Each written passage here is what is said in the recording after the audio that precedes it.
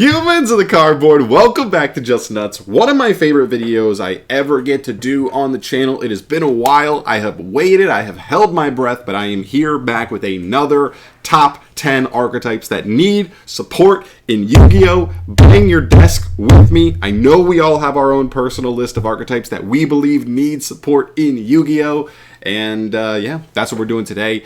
This is my bias list, so obviously keep that in mind. There's probably 100 archetypes that could technically be thrown on this list. But feel free to let me know in the comment section down below your personal archetypes that you would put on yours that are not on mine and why.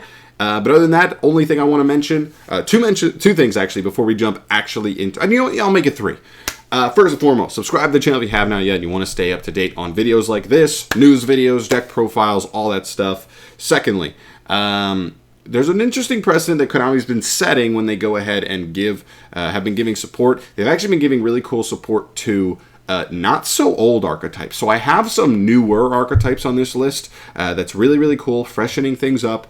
Because I had kind of ruled them out before, but Konami just gave Generator, not that old of an archetype, really nice new supports for their archetype. Springant's got a really nice buff recently. Trap Tricks are getting a really nice buff. I know they're not super new, but they've gotten support relatively new.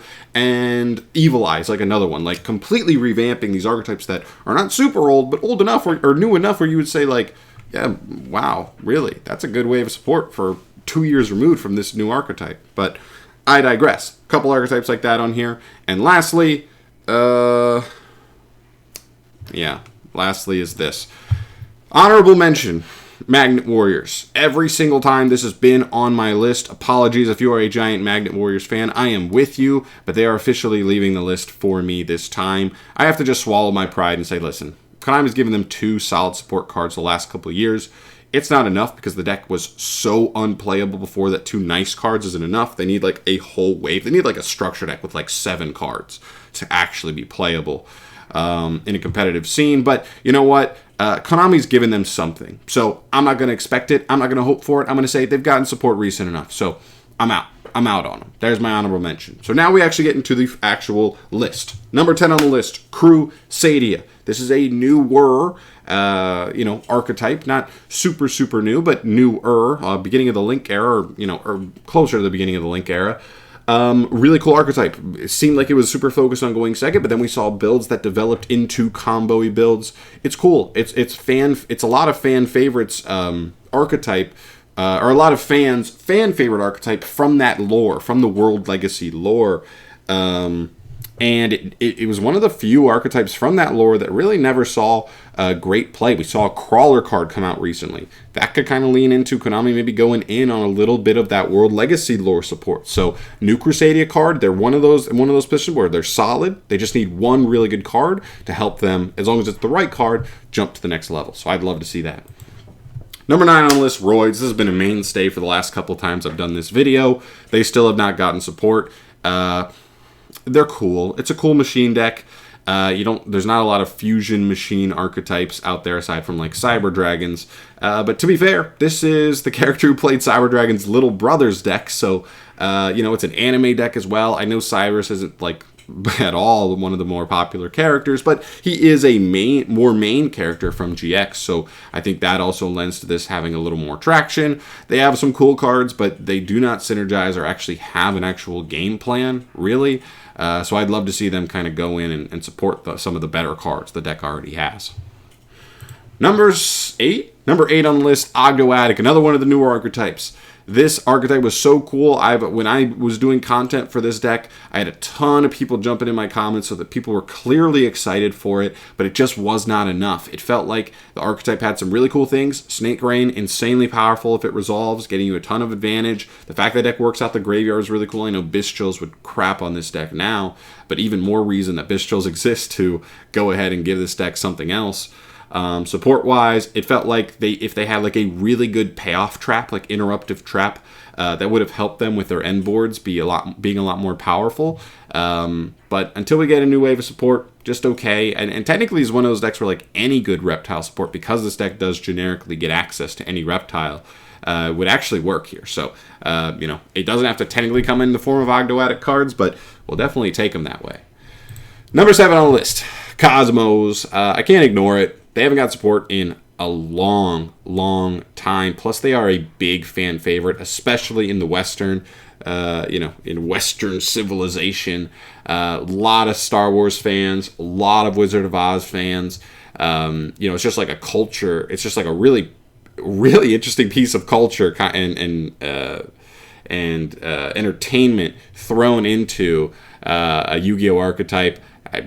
It's cool. I mean, it's not my personal cup of tea, but like if they gave them some cool cards that kind of help them play in different ways, could be a little more into it. But they're very bricky right now. They need to fix that if they give them support. But if they do, it'd be pretty sweet. I'm not gonna lie. Number 6 on the archetype list here, Battery Men. They've actually moved down the list. They were very high for me before. I'm still high on them, right? This is one of my personal favorite archetypes, like ever. I remember as a kid being really pleased aesthetically by this archetype. I think they look cool and cute at the same time. And Thunder, one of the few Thunder archetypes in the game. Now we have sprites, but they don't really support other Thunder decks, so whatever. But yeah, Battery Men, and especially now with like the Bestial cards working really well with Thunder Dragon, apparently, like there's a world where, like, depending on the type of support they made for Battery Men, it could actually be part of a competitive deck, like a Battery Man Thunder Bestial archetype. That could be pretty cool, or deck. Or they give them just like a bigger wave, 5 or 6 cards, and make them just like more pure based, but like legit. Give them a win condition. They have some cool starters and extenders. They just need like a payoff, like a powerful payoff for them.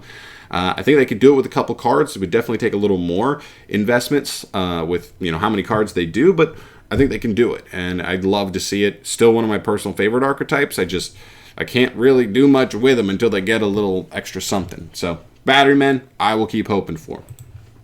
Number 5, we're in the top 5 now. Unchained. This is one of the last of the newer archetypes that I'm looking at my list here. Unchained definitely needs support.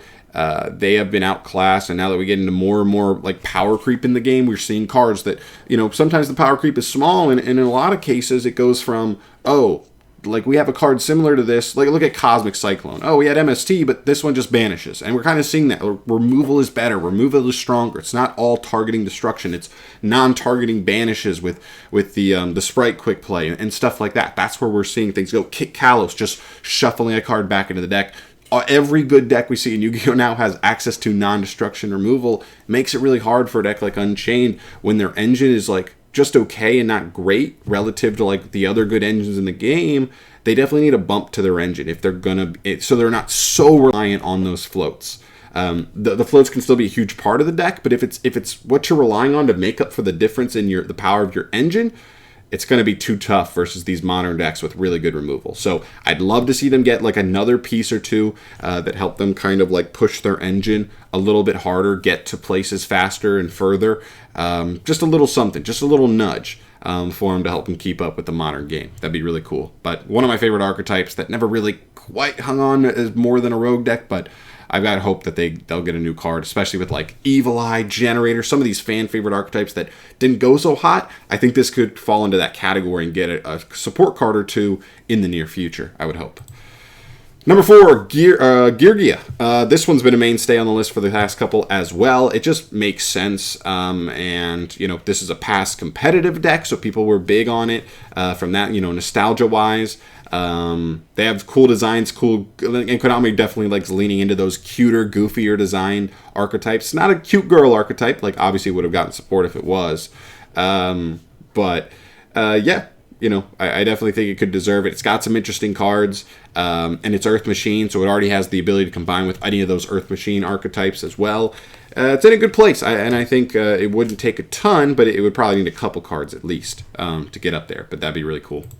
Number 3, Subterrors. A lot of people are going to be like, this deck was good not that long ago. What?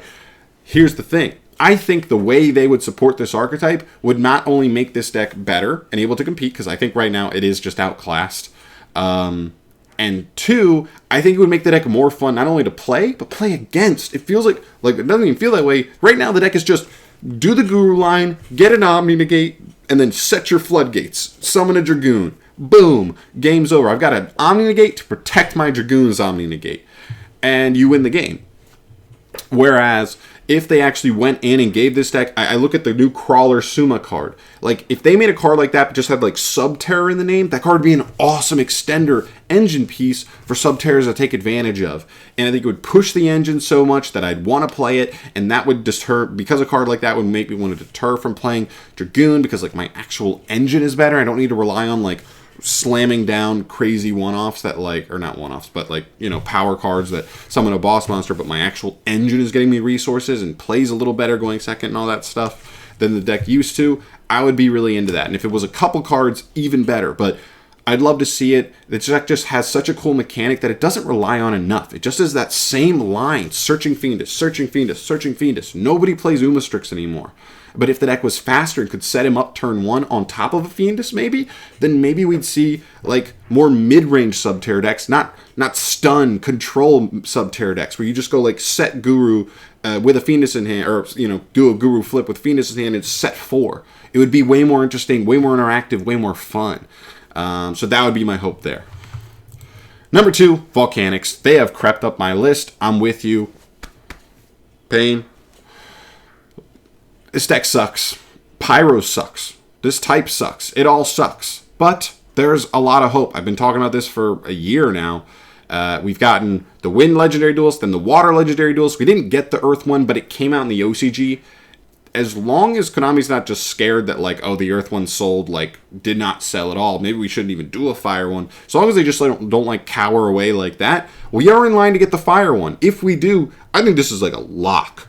There are not a lot of, let alone Fire-based archetypes that are pure, but played in the anime and played by, like, a somewhat relevant character in the anime, there's, like, almost nothing. Like, honestly. So, Volcanics, I have hope for them. They are really bad. They would need like a whole wave. I mean, luckily if they do get into a Legendary Duelist, they would get 7 cards. That's the good sign. Is 7 cards, you can do a lot. And they have a couple cards that are cool. All right, Volcanic Rocket gets you a Blaze Accelerator, a card. So any new Blaze Accelerator card they make, that's a really good engine card. That obviously, this card gets them, right? So there's some cool cards there. I'd be really curious how hard they'll push it, but yeah, you know, Volcanics definitely on here. They deserve it. They really deserve it. And number 1, it's been number 1 for a long time for me, Teller Knights. This one is partially biased by me because I really like this archetype. I had a ton of fun playing it when I started getting into Yu-Gi-Oh! Again in late 2017. Even though it was already bad at that point, and it's still too slow, really bad, you know, in modern Yu-Gi-Oh!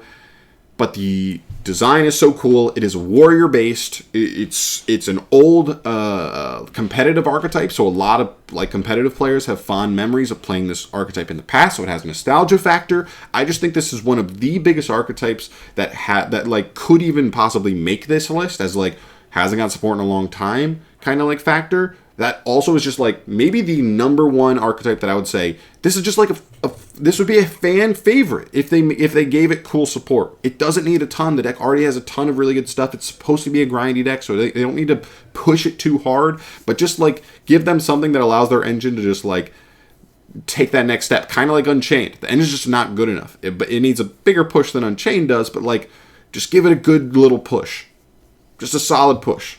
And to where their engine actually does enough strong stuff going first, can maybe make Trefair going second somewhat consistently, and that's all you really expect to see there. And that would be enough, guaranteed. So there you go. There's my top 10 list. Hopefully I gave good explanations on everything. Like I said, this is my biased list, so screw you if you don't like it. But I still want to hear your opinions down in the comments below, so let me know what you would throw on your list that isn't on mine. And I love you guys. Thanks for watching. Subscribe if you haven't. I got more videos coming, of course. And I'll see you in the next one. We're going to the moon.